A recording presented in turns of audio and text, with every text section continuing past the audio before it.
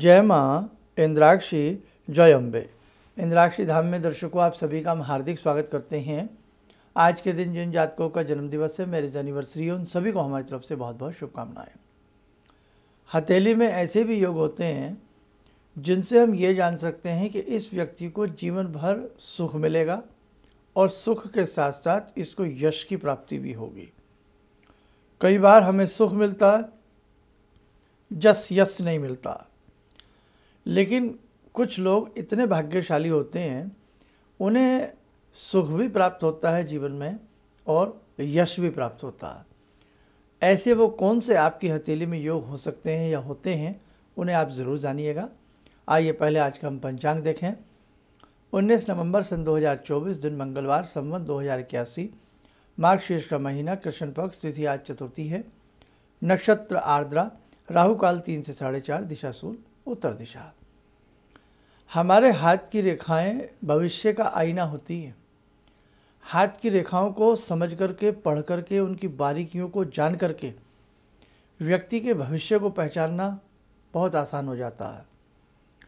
Mail हों, female हों, बच्चे हों, बड़े हों, सबके हाथ में ये रेखाएं कुदरत बनाती है और कुदरत हमारे पूर्व जन्मों के लेखे जोखे के हिसाब से इन रेखाओं का हथेली में उदय करती है। आपकी ही रेखाएं हैं, दुख का ब्यौरा भी देती हैं, आपकी ही रेखाएं हैं, सुख के बारे में भी बताती हैं। तो आइए अब जानते हैं कि जिन व्यक्तियों की हथेली में कुछ ऐसे योग लक्षण हों, उन्हें जीवन में भरपूर सुख मिलेगा और यश की प्राप्ति होगी। कौन कौन सी वो रेखाएं हैं, आपने स्क्रीन के ऊपर ये हाथ देखे हैं। इस हथेली के मध्य से एक रेखा सीधी ऊपर जा रही है, मिडल फिंगर के पास तक। मिडल फिंगर के ऊपर ना चढ़े, ये भी ध्यान रखें। मिडल फिंगर के नीचे तक जो शनि माउंट है, शनि माउंट तक ये रेखा जा रही है। नीचे से शनि माउंट तक ये रेखा जा रही है, आप देख रहे हैं। आपके राइट हैंड में भी, आपके लेफ्ट हैंड में भी। इसी के साथ साथ एक रेखा और देखें, आप ये आयु रेखा देखें। हथेली में एज लाइन, बिल्कुल चंद्रा गोला आकृति की एक चंद्र रेखा जो आपके अंगूठे को पूर्ण रूप से घेरती है। ना यहाँ जहाँ तीर का निशान देख रहे हैं, ये स्थान भी भरपूर है और इधर का स्थान भी जहाँ तीर का निशान है ये भरपूर है। अर्थात ये जो गोला है, जहाँ आप एरो देख रहे हैं, ये जो गोला है, ये गोला बहुत सुंदर तरीके से आपके दोनों हाथों में होना चाहिए। उसी के साथ साथ अब कुछ तीर का निशान पुनः फिर देखें। इस मंगल क्षेत्र पर जहाँ ये एरो जा रहा है, ये देखो अंगूठे से ये शुक्र क्षेत्र है, इससे ऊपर थोड़ा मंगल क्षेत्र पर यहाँ कोई ग्रिल दाग धब्बा नहीं होना चाहिए। चंद्रमा पर भी कोई दाग धब्बा, कुंदुक का निशान आदि नहीं होना चाहिए। ऊपर से अब रिंग फिंगर के नीचे देखें, ये सूर्य पर्वत है, इसके बारे में अभी बताऊंगा मैं आपको। तो अभी आपने देखा दोनों हाथों में भाग्य रेखा स्पष्ट हो, कटी फटी कहीं से भी भाग्य रेखा ना हो। उसके साथ साथ आपका जो हमने बताया मंगल का क्षेत्र, चंद्र का क्षेत्र, क्योंकि चंद्र मन है और मंगल मन को मजबूत करने की एक ताकत है, हिम्मत और आपका मन, दोनों चीज़ें है ना, जिसे विल पावर भी आपकी कह सकते हैं। शारीरिक बल और मानसिक बल आपके दोनों ही मजबूत होने चाहिए। उसके साथ साथ भाग्य के विधाता जो शनि है, हथेली में जो शनि का वास होता है, वो आपका मजबूत होना चाहिए। शनि रेखा कहीं से कटी फटी नहीं होनी चाहिए। अब इसके साथ साथ ये आपको देगा, ये जो योग मैंने बताया, ये देगा आपको सुख। और हाँ, शनि रेखा जो हमने बताई यहाँ से निकलेगी, लेकिन मिडल फिंगर के ऊपर शनि रेखा नहीं चढ़नी चाहिए, ये आप ध्यान रखें। शनि रेखा दोनों हाथों में होनी चाहिए, बहुत मोटी नहीं होनी चाहिए, ये भी ध्यान रखें। चंद्रमा के ऊपर किसी भी प्रकार का काला दाग धब्बा नहीं होना चाहिए, ये भी ध्यान रखें। अब सूर्य क्षेत्र की बात करें जो कि यश दिलाता, उसको भी आप अपनी स्क्रीन के ऊपर देखें। रिंग फिंगर के नीचे ये जो आपका सर्कल हम बना रहे हैं, ये सर्किल जो बन रहा है, ये है आपका सूर्य क्षेत्र। लेफ्ट हैंड में भी राइट हैंड में भी जो बता रहा हूँ ध्यान से सुन लेना। ये सूर्य क्षेत्र के ऊपर एक खड़ी रेखा, लंबी रेखा जो कि रिंग फिंगर के ऊपर ना चढ़ती हो, इस बात का ध्यान रखें। ये जो रिंग फिंगर है जहाँ एरो का चिन्ह जा रहा है, इस रिंग फिंगर के ऊपर रेखा ना चढ़ती हो और नीचे रेखा लंबी हो। ये है हृदय रेखा। साथ के साथ देखें, हृदय रेखा जहाँ आपके एरो का चिन्ह जा रहा है, ये है हार्ट लाइन, हृदय रेखा। हृदय रेखा को भी पार कर जाए सन लाइन। हृदय रेखा से थोड़ा सा नीचे से सूर्य पर्वत तक एक सीधी रेखा चली जाए आपके दोनों हाथों में, और हार्ट लाइन भी जो हो वो आपकी बिल्कुल स्पष्ट रूप से नज़र आती हो। कहीं कटाव, मूली जैसे, गाजर जैसे उसमें से रेशे ना निकले हों, स्पष्ट स्थिति हो तो आपको अच्छे यश की प्राप्ति होगी। उस यश को कोई रोक नहीं सकता।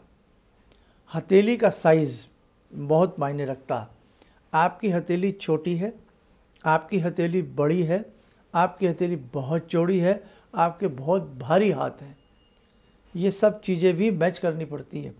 हथेली बहुत भारी ना हो, हथेली बहुत पतली ना हो, हथेली बहुत बड़ी ना हो, हथेली बहुत संकुचित ना हो, मध्यम आकार से थोड़ी सी अपर हथेली हो और हथेली का जो रंग हो लालिमा लिए हुए हो। आपकी उंगलियों की जो गांठें होती हैं, ये गांठान जो होती हैं, वो स्पष्ट रूप से नज़र आती हों। गांठें आपकी हथेली की और उंगलियों में ऊपर की तरफ ऊर्ध्वगामी रेखाएं हमें स्पष्ट नज़र आती हों। यदि ये स्थिति आपकी है तो जीवन में भरपूर सफलता बेटा आपको मिलेगी, भरपूर आपको सुख जीवन में मिलेगा। क्यों? आप लिखा करके लाए हैं। जब बच्चा पैदा होता है उसकी मुट्ठी बंद होती है, बंद मुट्ठी में बंद तिजोरी होती है। उस बालक की बंद मुट्ठी में उसका भाग्य बंद होता है, अर्थात विधाता वो रचना कर देता है कि जाओ बेटा, तुमने ऐसे कर्म किए हैं, अब तुम जाओ नया जीवन प्राप्त करो और उस जीवन में ये तुम्हें सुख मिलेगा और ये तुम्हें दुख मिलेगा। सब कुछ प्रिप्लान हो जाता है, सब कुछ तय हो जाता है। इसीलिए सत्य सनातन धर्म में कहा गया है कि इस जीवन को भी सुधारें, इस लोक को भी सुधारें और अपने परलोक का भी ध्यान रखें। जैसे जैसे व्यक्ति की आयु बढ़ती चली जाए वो अपनी सेवा को, अपनी साधना को, अपने भगवान को बहुत अच्छे से गंभीरता के साथ मानने लग जाए। भाई ठीक है, जवानी है, आपका काम करने का समय है, आप दौड़ भाग बहुत कर रहे हैं, लेकिन एक समय तो ऐसा आता ही है जिसमें व्यक्ति विश्राम अवस्था में चला जाता। इसलिए पहले लोग हर तरह का नियम निभाते थे, ब्रह्मचर्य का पालन करते थे, गृहस्थ जीवन का पालन करते थे, फिर अपनी जिम्मेदारियों को निभाते थे, फिर वानप्रस्थ की तरफ कूच कर जाते थे। तो कहने का मतलब वो सिस्टम, वो प्रणाली हमारी बहुत अच्छी रही है। और आज भी ऐसी बहुत लोग हैं कि भाई बच्चों की शादी कर दी है, कामकाज से अब हम फ्री हो गए हैं और अब हम बहुत अच्छे से तप तपस्या करेंगे। और इसी में एक कैटेगरी और है, ध्यान से सुनिएगा। क्या कि कुछ व्यक्ति जवानी से करना शुरू कर देते हैं कि बस अब 10 साल और काम करूंगा फिर भगवान का भजन करूंगा, 5 साल और काम करूंगा भगवान का भजन करूंगा, बेटी ब्याहलू भगवान का भजन करूंगा, बेटा ब्याहलू भगवान का भजन करूंगा, पोता हो जाए पोती हो जाए भगवान का भजन करूंगा, घर बन जाए और बड़ा बन जाए बच्चों का भगवान का भजन करूंगा, बच्चों की पोस्टिंग हो जाए, ये हो जाए। मतलब वो उसकी कामनाएं पूर्ण नहीं होती और वो भगवान का भजन कर ही नहीं पाता। एक दिन बुलावा आ जाता है, चिट्ठी आ जाती है और ये पंछी जो इस देह के अंदर बैठा है ना, प्राण रूपी जो पक्षी है, पंछी है, ये इस पिंजरे को तोड़ करके निकल जाता है। इसलिए ध्यान रखना, जब जागो तब सवेरा। हाथ की रेखाएं किसी पेन पेंसिल से नहीं बनती हैं बेटे, ये बहुत भाग्य से बनती हैं। और ध्यान रखें, जो लोग कह देते हैं इन रेखाओं में कुछ नहीं रखा, उन्हें जानकारी नहीं है सब्जेक्ट की। भगवान की बनाई ये रेखाएं हैं, मेरी आपकी बनाई नहीं है। और भगवान की बनाई हुई रचना में कोई माई का लाल कमी नहीं निकाल सकता। जो उस विधाता ने, उस कुदरत ने कुदरती रेखाओं को जन्म दिया है ना, कुछ सोच करके दिया है। हमारी रगों में दौड़ता रक्त, उससे भी मेडिकल साइंस परीक्षण कर लेती है। रक्त निकाला, परीक्षण किया कि आपका ब्लड शुगर कैसा है, आपका हीमोग्लोबिन कैसा है, बहुत सारी चीज़ें आप तो जानते ही हैं। तो एक ब्लड की 10 बूंदों से बहुत सारे टेस्ट किए जाते हैं। ब्लड सबका रंग लाल होता है, लेकिन किसी का ग्रुप ए, किसी का ग्रुप बी, किसी का A+B, नाना बाती की बातें केवल ब्लड से। तो भगवान ने अगर कोई चीज़ बनाई है ना, उसकी रचना को हम चैलेंज नहीं कर सकते। तो ऐसे ही उस भगवान ने जब ब्लड से इतनी सारी चीज़ें हम चेक कर सकते हैं, तो हाथ की रेखाओं से भी तो कुछ चेक किया जा सकता है जनाब। इसलिए ध्यान रखना, जब भी किसी को हाथ दिखाएं, अच्छे किसी मर्मज्ञ को अपना हाथ दिखाएं। आपके पास डेट ऑफ बर्थ नहीं, समय नहीं, कोई दिक्कत नहीं है, हाथ की रेखाओं में किसी चीज़ की आवश्यकता नहीं होती है। और जब भी किसी को हाथ दिखाएं, फ्रेश मूड होना चाहिए आपका मन प्रसन्न होना चाहिए, और साथ में भगवान की आस्था होनी चाहिए। और जो व्यक्ति आपका हाथ देख रहा है उसका भी मन प्रसन्न होना चाहिए। सुखी मन से, प्रसन्न मन से इस गंभीर सब्जेक्ट को देखा जाना चाहिए। तो खैर, बीच में कुछ बातें आ जाती हैं। तो जिनकी हथेलियों में इस प्रकार के योग होते हैं वो सुख भोगेंगे। उंगलियां लंबी होंगी, आगे से हल्की सी नोकीली होंगी, और साथ में ऊर्ध्व रेखाएं उंगलियों के पर्वों पर बनी हो। आपको सुख से कोई वंचित नहीं कर सकता। आप पूर्व जन्म में ऐसे कर्म करके आए हो, पूर्व जन्म में आपने ऐसी मेहनत की है, जो भी किया है इस जीवन में उसका सुयश आपको प्राप्त होगा। और ऐसे भी बहुत लोग हैं, जीवन की हर सांस पर कोई कल्पना करते हैं, काश ये ऐसा हो जाए तो ऐसा करें, ऐसा हो जाए तो ऐसा करें, लेकिन वैसा भैया हो नहीं पाता। इसीलिए हमारे शास्त्रों में दीक्षा की महिमा को बताया गया है कि किसी मर्मज्ञ से दीक्षा लेकर भी आगे बढ़ना चाहिए। एक योग और जाने, अंगूठा आपका बहुत कड़ा नहीं होना चाहिए। बहुत लोगों का अंगूठा बड़ा कड़ा होता है, सख्त सा अंगूठा होता है, आगे पीछे ऐसे फ्लेक्सिबल नहीं होगा। तो अगर बहुत सख्त अंगूठा होगा ना, तो सख्त अंगूठे में ऐसे व्यक्तियों को अनेक प्रकार की बीमारियां भी घेरती हैं उम्र बढ़ने के साथ साथ। और ऐसे व्यक्ति को दूसरे व्यक्ति हमेशा कठोर हृदय समझेंगे। ऐसे व्यक्ति की निर्णय शक्ति भी कमज़ोर होगी, और ऐसे व्यक्ति को बहुत मेहनत के साथ उसके जीवन में उसको सुख की प्राप्ति मिलेगी। और जब अंगूठा आपका फ्लेक्सिबल हो और अंगूठे के बीच में एक आँख जैसी, आइज़ जैसी दृष्टि बनी हो, देखें अपने स्क्रीन पर, ये अंगूठा है, अंगूठे में बीच में देखो आँख जैसी आकृति बनी है, इसके कहते हैं यवा आकृति। ये यवा आकृति आपके शुक्ल पक्ष और चंद्र पक्ष को भी बताती है, कृष्ण पक्ष और शुक्ल पक्ष का भी वर्णन करती है कि आपका जन्म कृष्ण पक्ष का है या शुक्ल पक्ष का है। ये सब्जेक्ट फिर कभी सही, इससे हम लोग देखते हैं ऐसा। तो उससे आपकी अंगूठे में ये यवाकृति बनी हो, अंगूठा अच्छे से फ्लेक्सिबल हो, और अंगूठे का जहाँ जोड़ होता है, ये जोड़ होता है, वहाँ का ये क्षेत्र शुक्र क्षेत्र है, नीचे धसा हुआ ना हो, दबाव ना हो, यानी कि शुक्र आपके उन्नत स्थिति के हों, तो माने ना माने बहुत रॉयल ज़िंदगी आप गुजारने वाले हैं, है ना। और हम तो भगवती से कामना करते हैं आप सबकी रॉयल ज़िंदगी गुजरे, बहुत अच्छी लाइफ आपकी गुजरे, सुख संपत्ति से आप वंचित ना रहें। तो बेटा ऐसा योग होता है। ऐसे और भी बहुत सारे योग हैं हथेली में जो देखे जा सकते हैं कि आपकी गवर्नमेंट जॉब लगेगी, आप प्राइवेट सेक्टर में रहेंगे, आपको क्या काम करना चाहिए। बहुत सारी ऐसी चीज़ें हैं, अनगिनत सवाल हैं जो आप पूछ सकते हैं। लेकिन जब भी किसी एस्ट्रोलॉजर पर या किसी पामिस्ट पर अपना हाथ दिखाने जाते हैं आप, तो आप गिनी चुनी बात करिएगा। क्यों? क्योंकि इसको देखने के लिए ना माइंड लगता है। आप गिनी चुनी बात करिएगा, फालतू की बहुत सारी बातें नहीं। मेन मोटिव, मेन जो आपका गोल है, मेन जो लक्ष्य है, अब उदाहरण के रूप में आपकी शादी नहीं हो रही है और आप किसी पामिस्ट के पास जाते, तो मेन उद्देश्य रखिए कि साहब मेरी शादी कब होगी और शादी के बाद मेरा सुख कैसा रहेगा। सवाल ये बनता है। यूँ तो बहुत सारी बातें हैं, बच्चे कितने होंगे, उनकी लाइफ कैसी होगी, मेरी पत्नी मेरा कितना साथ देगी, हज़ारों सवाल हैं। फिर तो सवाल से सवाल, लेकिन नहीं साहब, काम की बात, पते की बात। जॉब नहीं लग रही है तो साहब मेरी जॉब कब तक लगेगी, मैं प्राइवेट सेक्टर में मेहनत करूं या मैं गवर्नमेंट सेक्टर में मेहनत करूं, ये सवाल बनता है आपका। आप व्यापार करना चाह रहे हैं कि साहब मेरी इच्छा नहीं है, मैं जॉब छोड़ना चाह रहा हूँ और मैं जॉब से अब बिजनेस में अपने आप को ट्रांसफ़र करना चाहता हूँ, तो करूँ या ना करूँ, या गवर्नमेंट जॉब है VRS लूँ या ना लूँ। तो मेन सवाल ही आप किसी पामिस्ट से पूछेंगे, उस पर ही फोकस करके आप अपना उनसे डिस्कस करेंगे ना, तो आपको बहुत अच्छा रिजल्ट मिलेगा। वो बात अलग है कि जिस पामिस्ट से आप अपनी हथेली दिखा रहे हैं उनको नॉलेज कितनी है, क्योंकि एक्सपीरियंस मायने रखता है साहब। तो बस आज का सब्जेक्ट आपके लिए इतना था।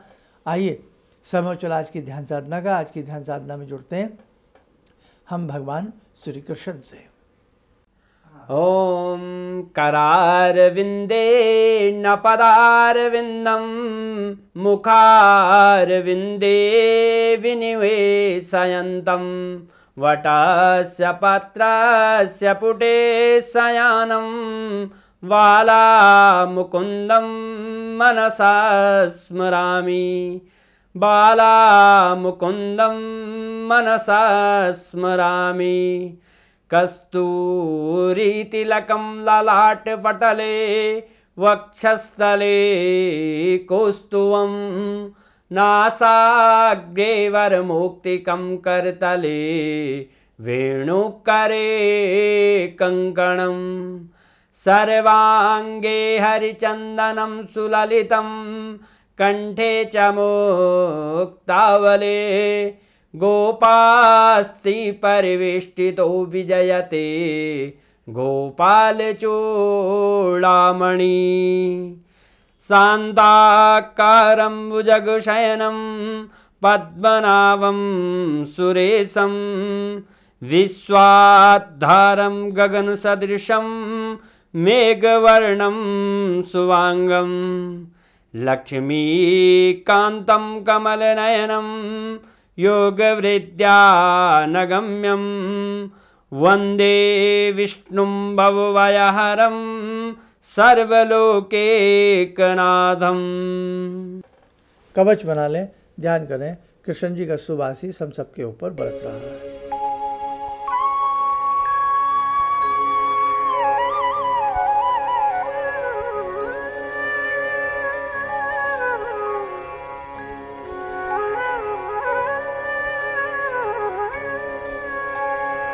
ओम बोलते हुए नेत्र खोलें, सामान्य हो जाए।